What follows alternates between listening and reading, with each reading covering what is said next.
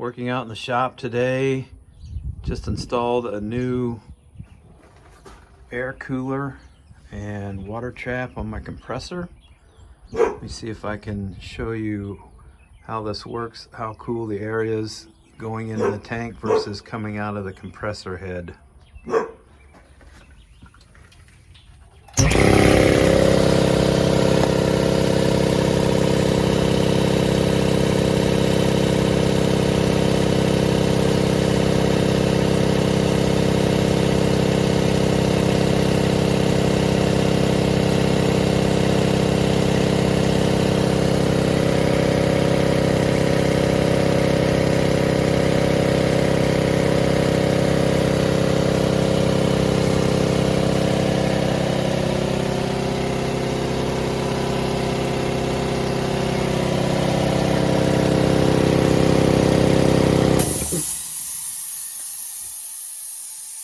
It's a pretty inexpensive way to have cool, dry air.